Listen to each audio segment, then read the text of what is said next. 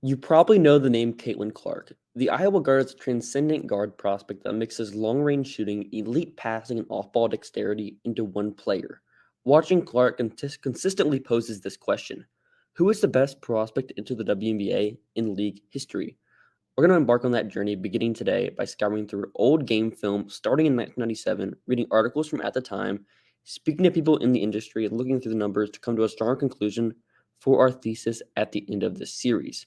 Welcome to Season 1 of WNBA Retrospect. Ogunbowale for the win!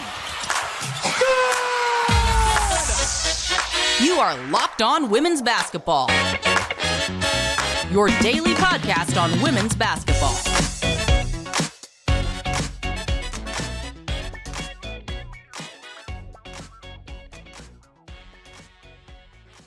Welcome. You are Locked On Women's Basketball. My name is Hunter Cruse. I'm your Saturday host covering prospect scouting and women's basketball at large. I'm joined by my co-host, Em Adler. Em covers the WNBA in the New York market with a focus on player development and analysis at thenexthoops.com. So the subject of our conversation today is the great Tina Thompson. So let's take you back to the inaugural 1997 WNBA Draft. Thompson is the consensus number one pick after an impressive four-year career at USC. The Inglewood, California native posted averages of 22.5 points, 10.6 rebounds, 2 assists, and 1.9 steals in her final season at SoCal. She's a natural 4 at 6'2", with the ability to rebound like a dominant post and shoot a little bit like a wing on the perimeter, a truly unique skill set at the time. But I'm going to swing it to you, Em. At the top, what about Tina's game do you think just made her this number one overall pick at a time when the WNBA would just really needed a dominant player to come in as a rookie? Yeah, I mean, there's two things to consider about the 1997 inaugural first-year player draft, which is the fact that the main thing is it sucked.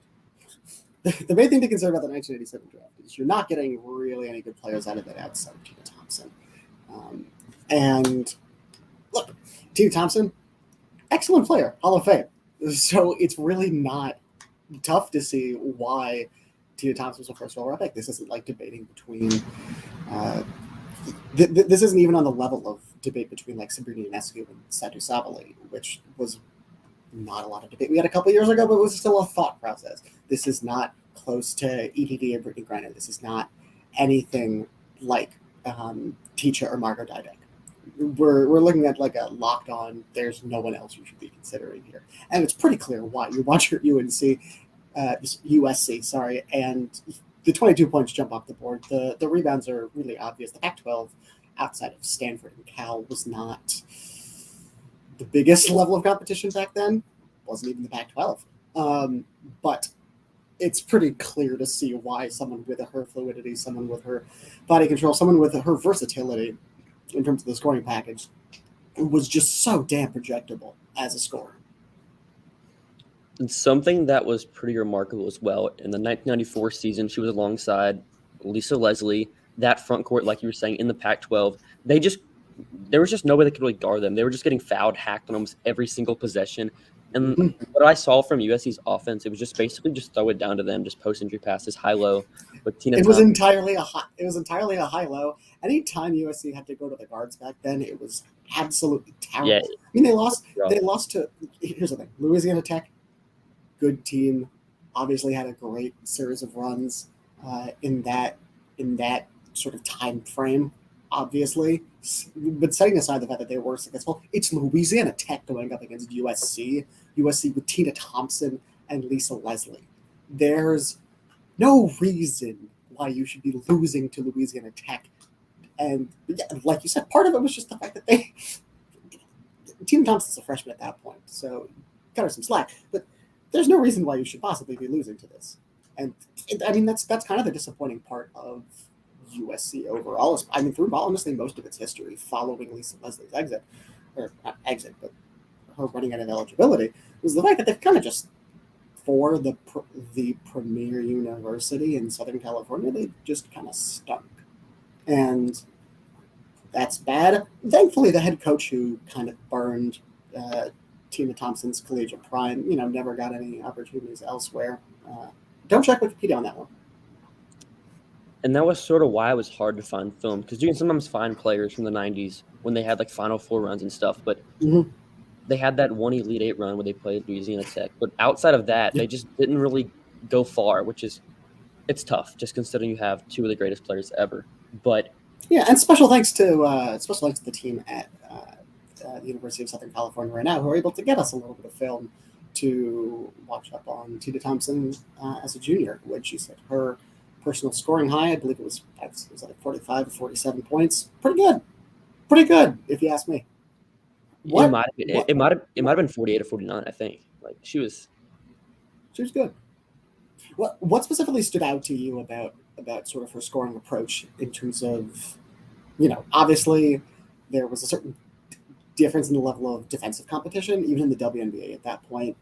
Setting aside the rules that make offense a bit easier these days, they're obviously just a different level of, having some NPCs on the court defending it at some points.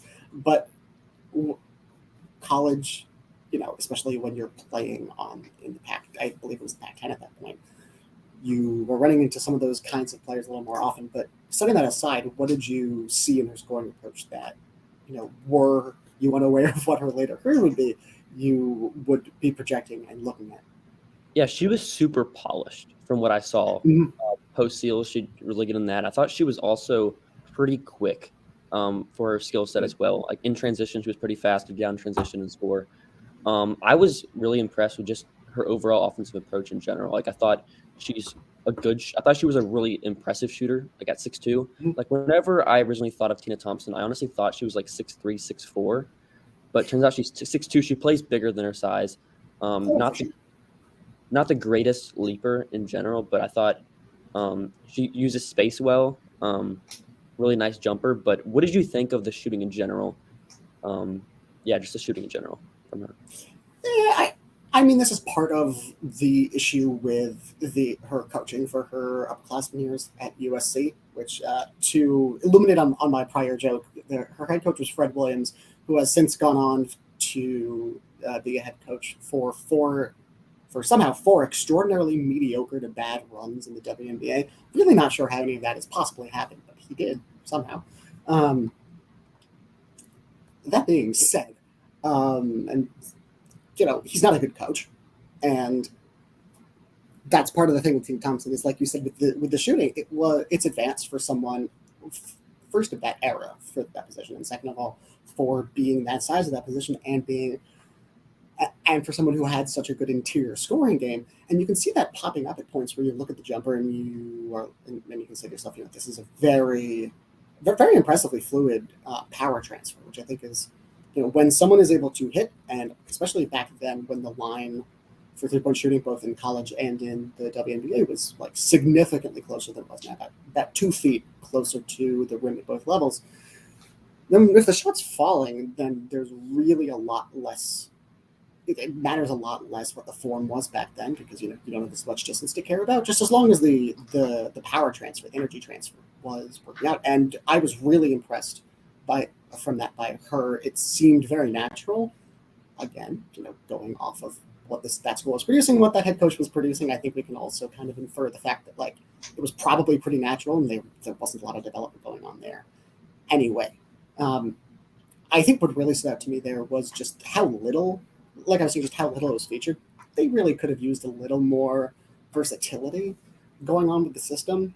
The talent after Tina's first year when Lisa Leslie left, it's lacking, so I can't fault them too much for that, but you would like to have her show off the shot a little bit more. So I think in that sense, it becomes a little bit, if you're scouting not knowing what she's going to be later in her career, you're scouting kind of thinking about trying to project the jumper up. And I mean, obviously the jumper turns out to be freaking excellent. She was probably the best, and not even a stretch four because of how good she was as an interior scorer, but she's probably the best stretch four in the WNBA through hell, man. I think Brianna Stewart is probably the only person who can be considered a stretch four that was better at that than Tina, I think. Just the completeness of that package, I think, is where you go from, this is an exceptional interior scorer and someone who can be like what we're seeing with Angel Reese. That's where you go from that to, okay, this is a person with an all-around game. Yeah, so let's get that a little bit more after a break, because I think that shooting aspect is especially important when you consider what players are doing nowadays. Absolutely.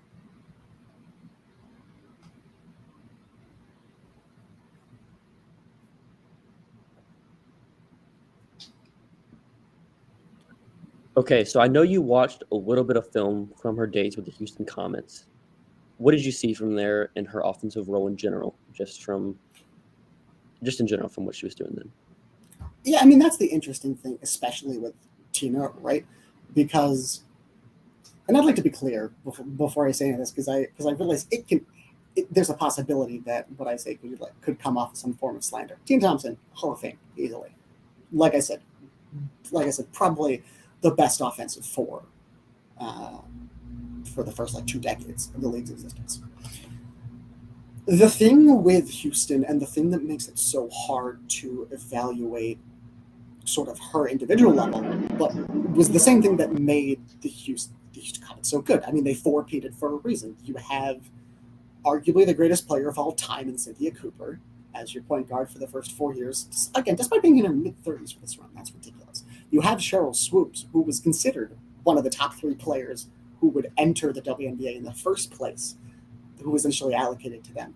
So you have those 2 players starting off. Again, Cynthia Cooper, probably at worst, the 3rd best offensive player in league history. Cheryl Swoops was absolutely insane as a defender and as a offensive 2 guard. And then you have Tina Thompson slotting in basically 3rd in the order right behind them.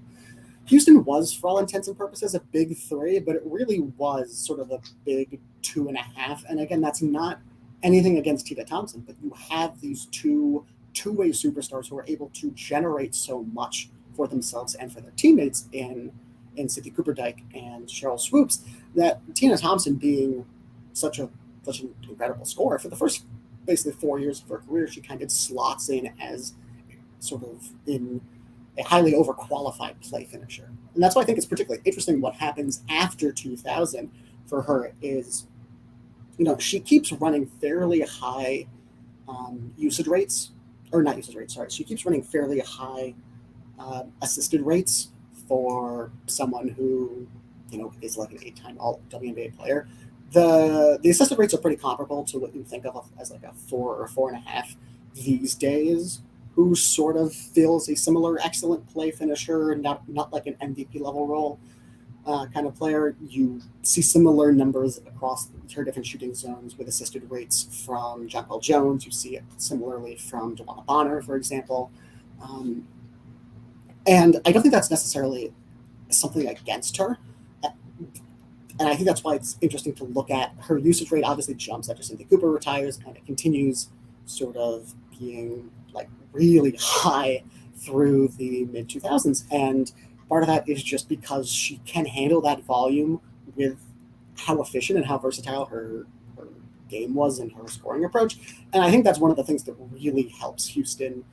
Obviously they weren't going to win another title, but still be decently competitive 500 team, even as sort of the building blocks around that the original title teams go away. And I think it's just really impressive to see her be able to take on that usage and be able to step up and continue that scoring and become a 20-point per game scorer.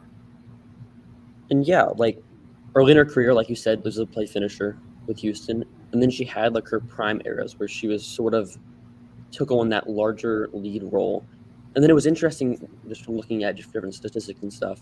To end her career, she was crazy high 3-point rate. She was taking most of her shots from 3, and she was super effective, which is if you look at it now with the pace of play right now, I couldn't imagine how many 3s she would be taking, because she was taking upwards of 5.5 to 6 3s per game on some really good efficiency at her time, which is if you put her in the modern game, we're talking about a player how many shots do you think she takes a game, and how effective do you think her role is in a modern offensive system where they're just space and pace?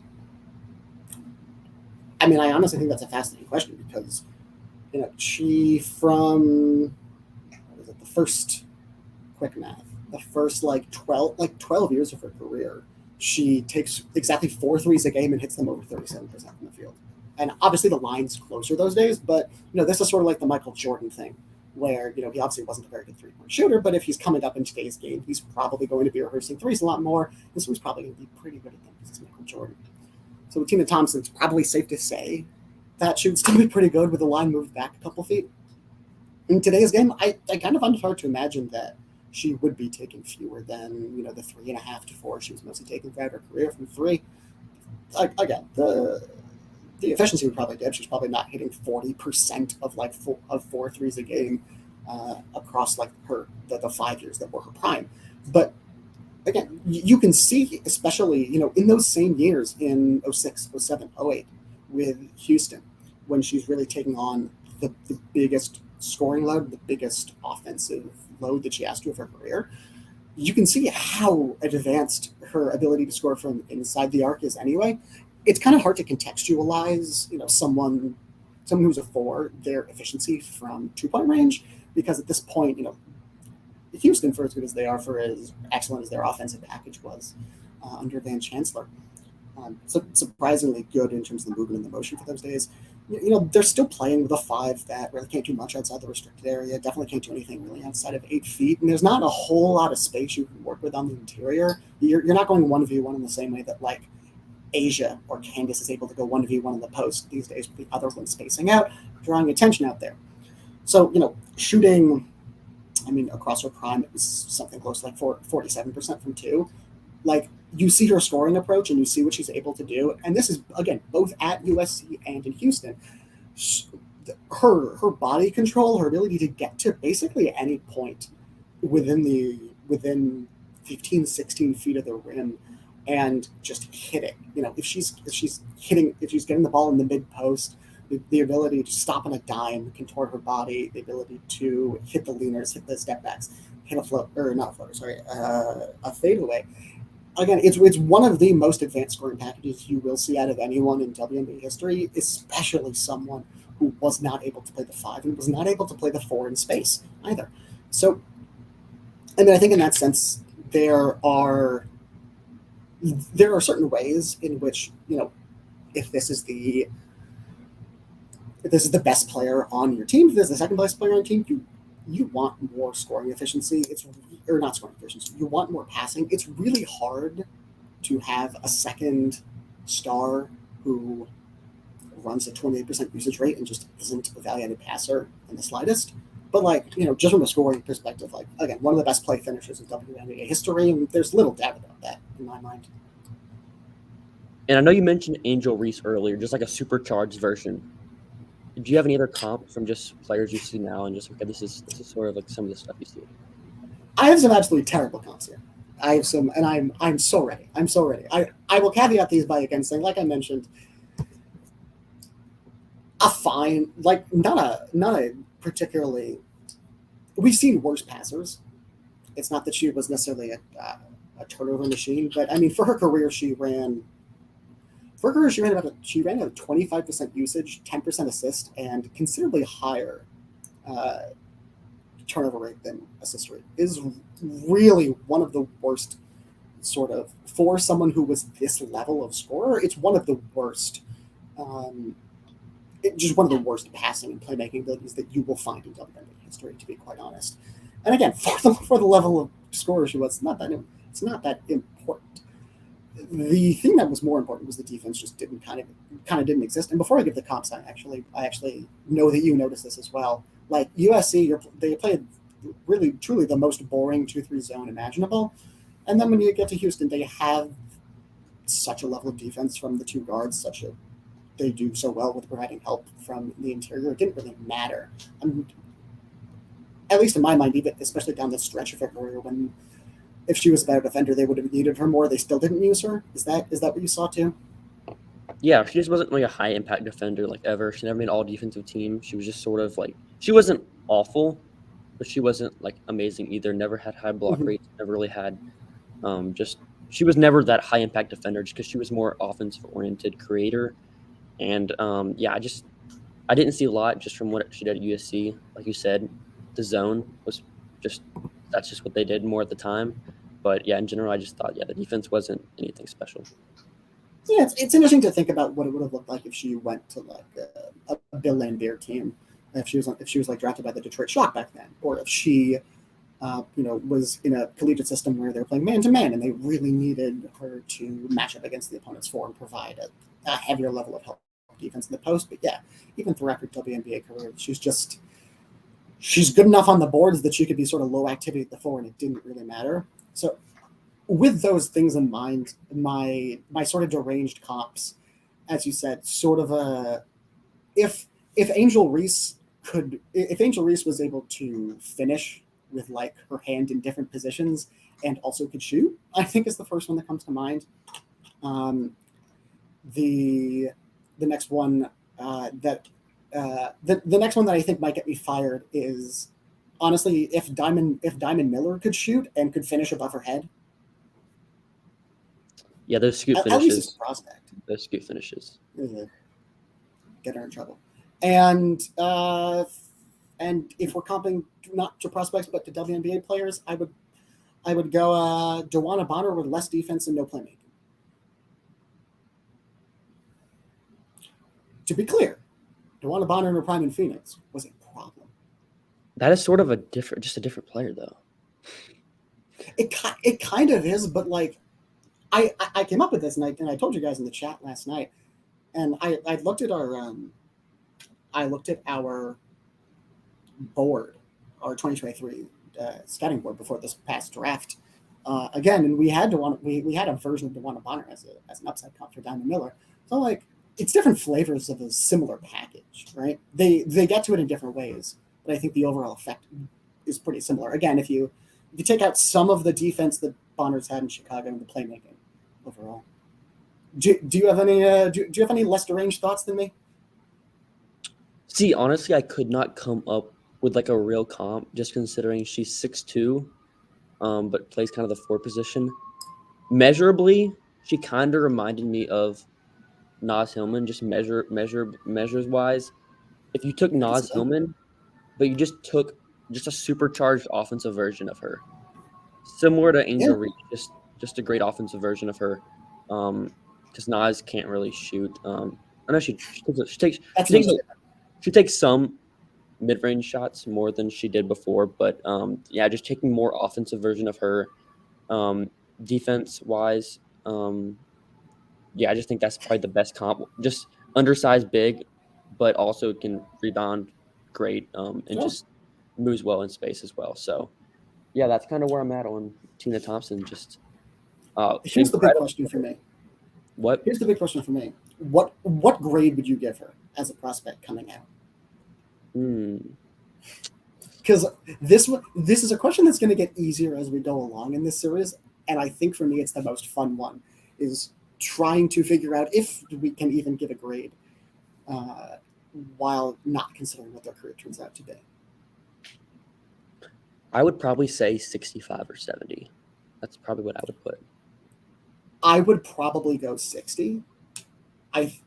And we know from having done this before that I put more emphasis on players being two-way players than like I think a lot of other scouts.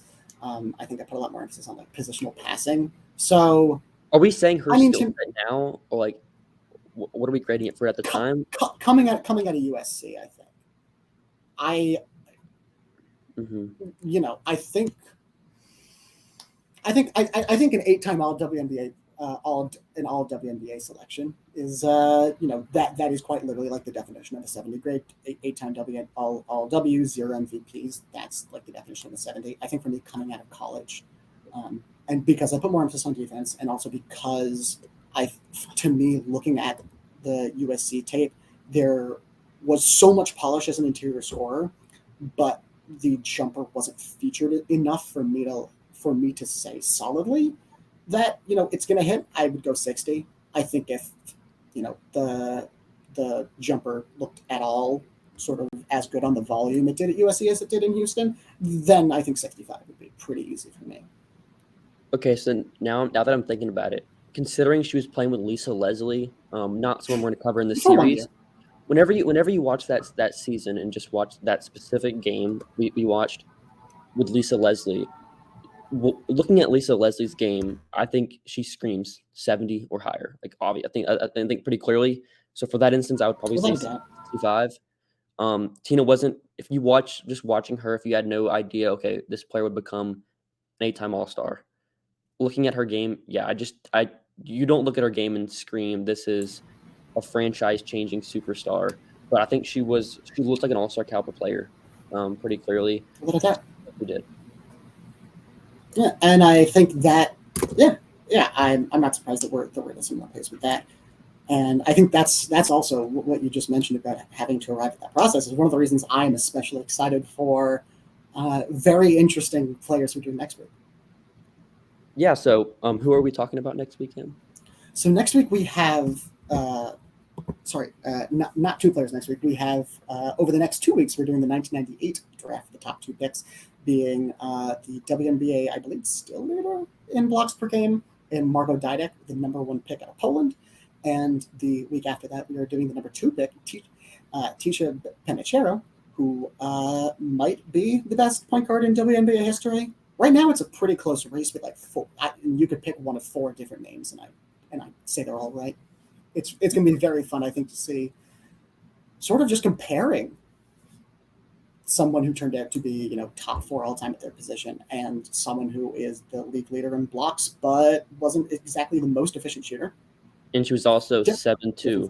7'2". With a -2 wingspan somehow. I can't wait to get into that. Yeah, of course. But thanks for making Locked On Women's Basketball your first listen every day. And join us back next week for our loads of WNBA coverage you can find here at Locked On Women's Basketball.